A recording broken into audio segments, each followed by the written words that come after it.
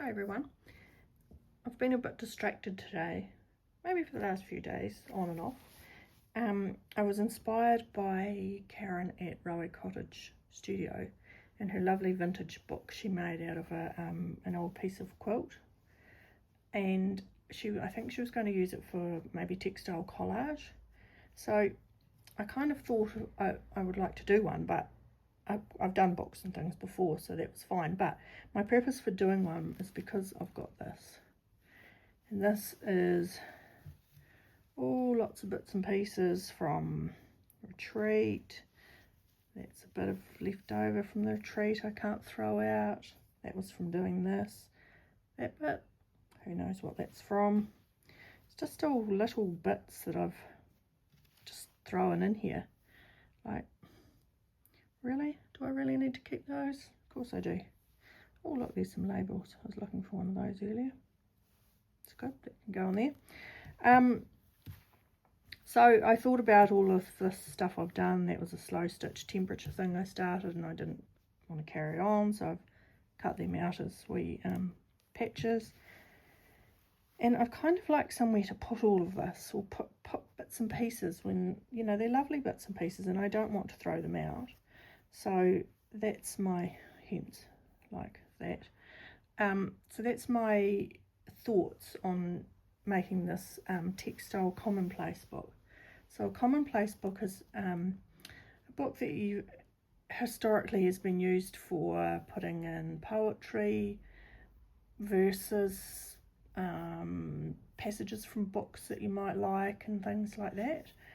Just like one place that all these lovely things that you like can go. So I've really thought a textile one might be quite nice.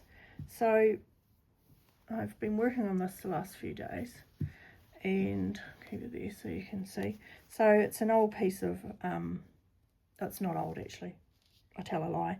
It's a new piece of quilt that I have already quilted, that I bought a big strip of it in an op shop. I don't know why, maybe the rest of the quilt was no good and it had been cut off. So I've just collaged a wee bit on my cover, stamped my label, and I've had 3 vintage hexagons that I've sort of put there as an ode to Karen's book, because that's what she did on hers. But all of these things that I've used other than the hexagons have come out of this basket, and all of the threads came out of my thread book, which I'll bring over here and have a wee look at. So this book opens up that way, and all my bits of threads that are all rolled up and I don't know what to do with kind of go into here. And so I've used threads out of here and I've got space there for pins and needles. So that's something else I've slow stitched the cover on, done a bit of embroidery and fabric collage there. So I needed to make this a wee bit bigger, and I had this other piece of I think this is a pillowcase from an op shop, so I've just added that on there. And I quite like that big blue flower, so for the moment I'm leaving this on the back, but we'll see how things go. I might be inspired to do something else. So I've got 2 signatures in here. I think I'll put a pocket in there, so if I have any bits that I perhaps want to take with me somewhere to work on, I can put them in there. So I've just used vintage bits of what's that, a serviette that a friend gave me the other day. Beautiful fabric piece. I don't know where I've got that from. All these are op shop finds and that kind of thing. A lovely bit of ticking.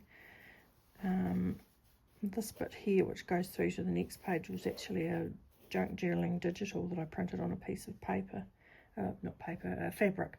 So I've kind of kept that and had nowhere to put that, so that has a home now. That's a lovely piece of linen I got in a bag from an upholstery, sort of homeware upholstery shop, I think in Terrace. They were had cheap bags of bits and pieces, so I thought that was too lovely to throw out, so kept that. I think this linen came from the same place. Lovely circus red and white stripe there. And these pages are just like running stitched, really, you know, not very carefully, but it all works. There's the other page of the photocopied digital. I've had that for a while. I'm not sure where I got that from. Mattress ticking, floral. That's the other bit of the serviette. And this floral fabric was too big, so I've just wrapped it around and done an edge on there.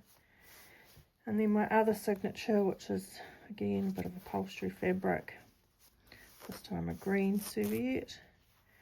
This is just a striped piece of fabric that came in a cross-stitch kit, and I wasn't going to use it, so I've popped it in here. And just the end might be a bit frayy, so I've just done a bit of upholstery fabric on the end. I didn't really want white pages, but I did put this one in because I liked its crinkle, so that made it in.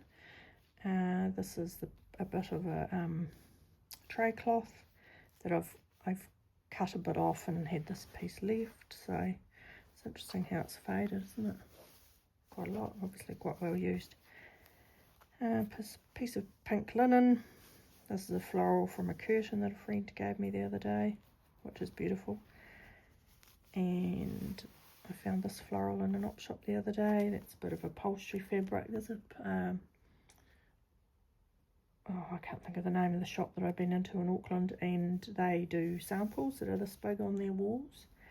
So I went in there one day and got a few samples, which are good for slow stitch. And I've just made, I really loved this bit of linen with it sort of still tacking around the edge and things, so I've used that. The other bit of the curtains, red and pink. Again, put a piece down the edge of there, and that's the back of my upholstery fabric. So you can see there where I've joined them on, and I thought about doing a pocket or something here, but we'll see.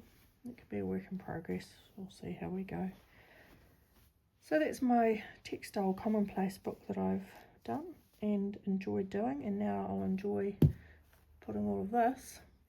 Might have sort out of fabric scraps that could go somewhere else first, but putting what I can in here, and so I don't have too many little bits and pieces left over. I think I need to put one of these over here somewhere. Yeah, but anyway, hope you enjoy that and you're inspired to do oh, it's an F, I thought it was an FK. And you're inspired to do something, have a wee look at Karen's video. I think she may have a couple of videos on doing hers. I didn't say, I've put mine in with a 3-hole pamphlet stitch and just used a waxed cord, which I normally use, and it seems to be fine. It's quite strong. So yeah, hope you enjoy that and you enjoy Karen's videos, and I will see you next time. Bye.